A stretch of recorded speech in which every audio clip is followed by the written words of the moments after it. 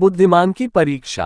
बहुत समय पूर्व जब गुरुकुल शिक्षा की प्रणाली होती थी, तब हर बालक को अपने जीवन के 25 वर्ष गुरुकुल में बिताना पड़ता था। उस समय एक प्रचंड पंडित राधेगुप्त हुआ करते थे, जिनका गुरुकुल बहुत प्रसिद्ध था, जहां दूर दूर के राज्य के शिष्य शिक्षा प्राप्त करने आया करते थे।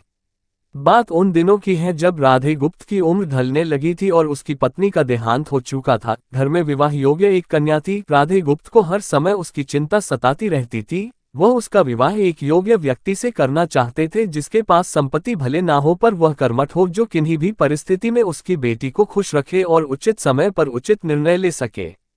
सभी शिष्य अपने अपने दिमाग से कार्य कर रहे थे, लेकिन इनमें से एक चुपचाप गुरुकुल में बैठा हुआ था, जिसका नाम रामास्वामी था। वह राधागुप्त का सबसे करीबी और होनहार छात्र था। उसे ऐसा बैठे देख राधागुप्त ने इसका कारण पूछा। तब रामास्वामी ने बताया कि आपने परीक्षा की शर्त के रूप में कहा था कि चोरी करते वक्त इसे कोई ना देख सके। इस प्रकार अगर हम अकेले अगले दिन से सभी शिष्य कार्य में जुट गए। रोजाना कोई न कोई तरह तरह की वस्तुएं चुरा कर लाता और राधागुप्त को दे देता। राधागुप्त उन्हें एक विशेष स्थान पर रख देते, क्योंकि परीक्षा के बाद ये सभी वस्तुएं उनके मालिक को वापस करना जरूरी था, क्योंकि वे अपने शिष्यों को सही ज्ञान देना चाहते थे। सभी शिष्य अपने अपने दिमाग से कार्य कर रहे थे, लेकिन इनमें से एक चुपचाप गुरुकुल में बैठा हुआ था, जिसका नाम रामास्वामी था। वह राधागुप्त का सबसे करीबी और होनहार छात्र था। उसे ऐसा बैठे देख राधागुप्त ने इसका कारण पूछा। तब रामास्वामी ने बताया कि आपने परीक्षा की शर्त के रूप में कहा था कि चोरी करते वक्त इसे कोई ना देख सके। इस प्रकार अगर हम अकेले में भी चोरी करते हैं, तब भी हमारी अंतरात्मा उसे देख रही है।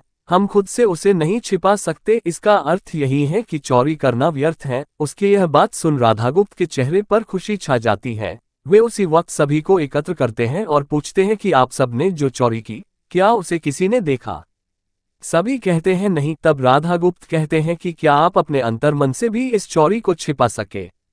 सभी को बात समझ आ जाती है और सबका सिर नीचे झुक जाता है, सिवाय रामास्वामी के। राधागुप्त रामास्वामी को बुद्धिमानी की परीक्षा में अव्वल पाते हैं और सभी के सामने कहते हैं कि यह परीक्षा मेरी पुत्री के लिए उचित वर तलाशने के लिए रखी गई थी। इस प्रकार मैं रामास्वामी का विवाह अपनी पुत्री के साथ तय करता हूँ। सभी खुशी से झूम उठते हैं। साथ ही चुराई हुई हर एक वस्तु को उसके मालिक को सौंप विनम्रता से सभी से क्षमा मांगते हैं। कहानी की शिक्षा। बुद्धिमानी की परीक्षा से यही शिक्षा मिलती है कि कोई भी कार्य अंतर्मन से छिपा नहीं रहता और अंतर्मन ही मनुष्य को सही राह दिखाता है। इसलिए मनुष्य को किसी भी कार्य के सही गलत के लिए अपने मन को टटोलना सबसे जरूरी है।